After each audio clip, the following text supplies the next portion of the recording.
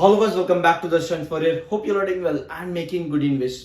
आपकी बहुत सारी रिक्वेस्ट थी, उन पर आज के दिन मैंने आपको वीडियो दे दिया है। कल भी बहुत सारे टॉपिक्स थे जिन पर आपकी रिक्वेस्ट थी, अपलोड कर दिया गया है। लेकिन सुज़लोन एनर्जी लिमिटेड, ये वीडियो बहुत खास है, एकदम एंड तक देखना।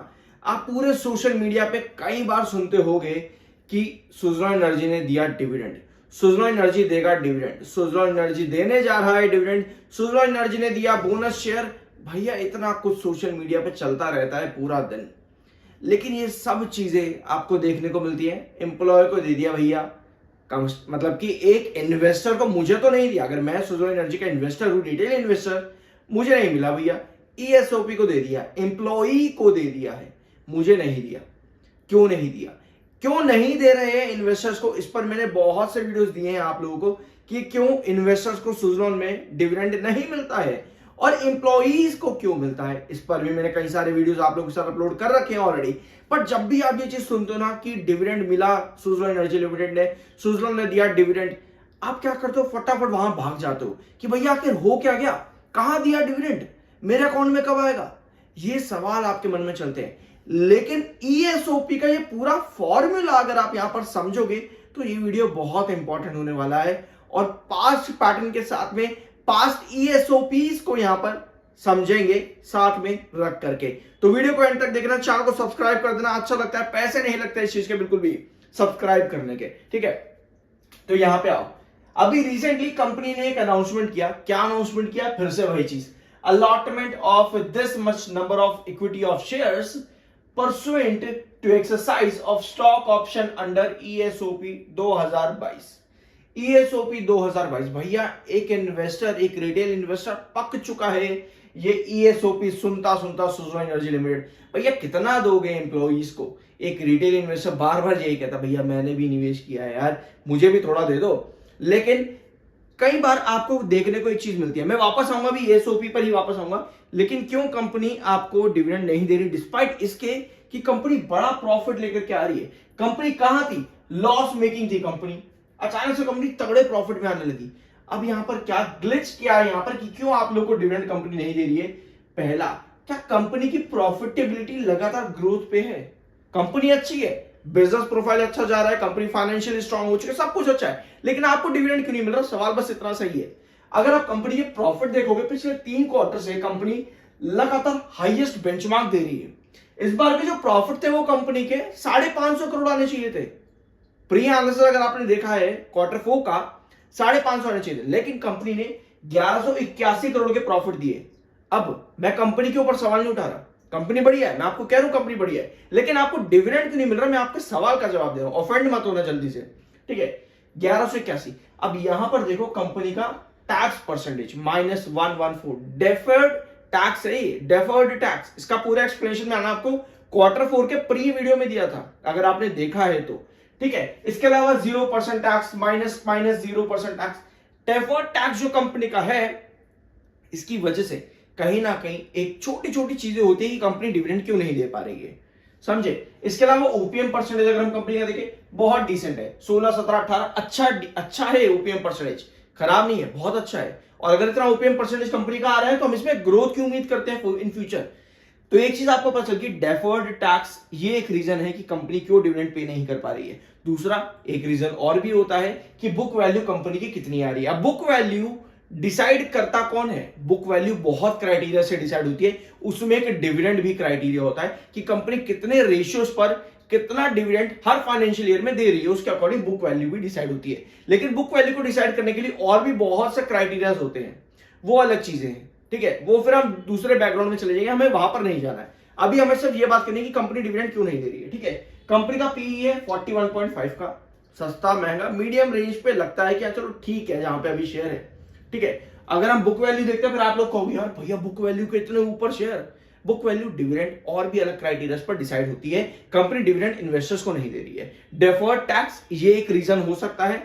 अदर रीजन ये हो सकता है कंपनी जो पैसा कमा रही है उससे एम्प्लॉइज को खुश रखना चाहे, क्योंकि कंपनी पहले लॉसेस में थी, शायद कंपनी का कुछ क्राइटेरिया रहा होगा, फॉर्मेलिटीज रही होंगी ऐसी, जिसकी वजह से कंपनी एम्प्लॉइज को ईएसओपी बार बार प्रोवाइड करती है। बाकी देखो ये कंपनी का इंटरनल मैटर है, हमें नहीं इतनी ज्यादा नॉलेज पर प्रोवाइड करी जाती किसी को भी, ना ही सोशल मीडिया प्लेटफॉर्म पर, ना ही कभी पर्सनली इतनी। बाकी देखते हैं आगे यहाँ पर क्या होता है। लेकिन अब इधर आओ, ये यहाँ पर है आपका पूरा game. Suzlon energy has made multiple ESOP related activities in 2024। हम 2024 का डाटा देख रहे हैं। 2025 में तो अभी ईएसओपी आपने देखा, शेयर नीचे आया। 2024 में आओ, they granted 7.45 crore stock options on May 23, 2024।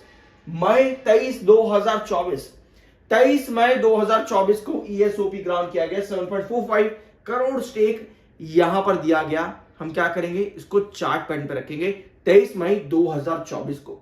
ठीक है, ये वीडियो आप लोगों को बहुत बोरिंग और बहुत बकवास लग सकता है अगर आप नॉलेज गेन नहीं करना चाहते। अगर आपको सिंपल ये चाहिए ना, भैया मुझे ये बताओ कि शेयर कहां जाएगा, तो आप लोगों के लिए शेयर ये वीडियो बेकार है आप लोगों के लिए। ठीक है, अगर आपको इतना ही जानना है, पर शेयर क्यों गिरता है, क्यों बढ़ता है, ये सब चीजें आपको जाननी है, समझना है, सीखना है, तो ये वीडियो आपके लिए बहुत काम का है। ठीक है, हम आ रहे थे 23 मई 2024 में। अगर आप 23 मई 2024 का कैंडल देखोगे, मैं आपके सामने एक बार कैंडल रखता हूं। ठीक है, ये रही आपकी कैंडल। शेयर का प्राइस यहां पर कितना है, कितना शेयर का प्राइस है 23 मई 42.41 के आसपास हाई लगाया था 23 मई 2024 को यहां पे। ठीक है, इसके आगे कैंडल ले लेंगे, छोटी सी, इतना कोई फर्क नहीं है, बट 42.41 का 23 मई के आसपास का आपका हाई। अब यहां पर क्या हुआ आपको देखने को मिलता है, थोड़ा जूम आउट जूम इन करते हैं। ठीक है, ताकि और अच्छे से आपको यहां पर नजर आए। ठीक है, ये कुछ एग्जांपल्स है। ठीक है, 23 मई 2024 यहां पर हम लेके चल रहे थे, इधर यहां पे लेंगे हम, सॉरी एक बार यहां पे। ठीक है, 41.40 के आसपास का प्राइस। यहां पे क्या किया स्टॉक ने, कंपनी ने 23 मई 2024 को ईएसओपी जारी कर दिया। ठीक है, अब जैसे ही जारी किया, शेयर 41.40 के आसपास ट्रेड कर रहा था। शेयर में आया बड़ा ड्रॉप, शेयर कहां चला गया, कौन से प्राइस पर आ गया स्टॉक आपका, ये आ गया आपका 38.04। सीधा सीधा 3 रुपए से आसपास की गिरावट आपके पास आ गई। 3 साढ़े 3 रुपए के आसपास की आपके पास गिरावट आ गई। 23 मई को ईएसओपी दिया गया और शेयर 3.5 रुपए, 3 साढ़े 3 रुपए नीचे गिर गया। उसके बाद से लगातार अब हम क्या करेंगे, ये हमने एक दिन देख लिया, एक बार ईएसओपी अभी हमने यहां पर देख लिया। अब हम आते हैं दूसरे ईएसओपी पे। 23 मई 2024 यहां पर हो गया। अब सेकंड अलॉटमेंट जो हुआ सितंबर 13 2024, सितंबर 13 2024। अब हम आएंगे सितंबर 13 2024 में। ठीक है, ये आ गया आपका सितंबर 13 2024। यहां पे एक बार मार्क कर देते हैं इसको, इधर ये रही आपकी कैंडल सितंबर 23 2024, सितंबर 13 2024। ठीक है, शेयर का रेट कितने पे चल रहा था, 85.81। 85.81, 80 के आसपास शेयर का रेट चल रहा था। इसी दिन जारी किया गया फिर से ईएसओपी, और शेयर कहां ड्रॉप कर गया, तब से लेकर के अभी तक अगर आप कहानी देखोगे, हम यहां तक लेके चलते हैं 66.29। एक और ईएसओपी में गिरावट। अब हम करते हैं अगले ईएसओपी की बात, 2024 की ही बात करेंगे। 22 नवंबर 2024, इस बार कितना अलॉटमेंट है, 6,64,000। ठीक है, ईएसओपी एक और कितना, 22 नवंबर 2024 को। हम अब 22 नवंबर 2024 पे आएंगे। ये रहा आपका 22 नवंबर 2024। ठीक है, थोड़ा सा इसको जूम इन करते हैं ताकि आपको पिक्चर ज्यादा अच्छे से नजर आए। 22 नवंबर 2024 यहां पे। ठीक है, ये रहा आपका शेयर का हाई। इस डेट को कितने रुपए पे, 67.78 के आसपास का आपका हाई, 67.78। स्टॉक कहां ड्रॉप करके गया यहां पे, अगर हम डिसेंट ड्रॉप देके इसके टाइम फ्रेम के अंदर, तो आपको स्टॉक जो है ड्रॉप देके गया 62 रुपए पे। 3 ईएसओपी हमने देखे, हर बार शेयर में गिरावट आई है, हर ईएसओपी के बाद में। एनर्जी न्यूज में यहां पर लगातार बना हुआ है, किस लिए, क्योंकि कंपनी को यहां पर मिला है no adverse observation letter from NSC and BSE for merger. भैया आप मर्जर कर लो, कोई दिक्कत नहीं है, लेकिन मामला एनसीएलटी में जाकर के थोड़ा सा अटका है। वहां से जब भी अप्रूवल मिलेगा तो मुझे लग रहा है कि यहां पर ये मर्जर हो ही जाएगा। अब ये मर्जर भैया किससे है, बहुत छोटी छोटी चीजों में मैं आपको बताऊंगा, ज्यादा घुमा फिरा करके नहीं लेके जाऊंगा। सिंपल है, सुजलॉन ग्लोबल सर्विसेज और सुजलॉन एनर्जी। ठीक है, जो मेजर कंपनी सुजलॉन एनर्जी है, इसकी सब्सिडरी सुजलॉन ग्लोबल सर्विसेज, ये मर्जर यहां पर होने वाला है। एनएससी और बीएससी की तरफ से अप्रूवल ऑलरेडी मिल चुका है, एनसीएलटी की तरफ से अप्रूवल आना बाकी है जो अभी नहीं आया है। जब भी आएगा कंपनी अपने आप क्लेरिफिकेशन दे दी कि हम उसको डिस्कस कर लेंगे, बट अभी कोई खबर नहीं है इसको लेकर के एनसीएलटी की तरफ से। तो ये चीज आपको यहां पर क्लियर हो जानी चाहिए।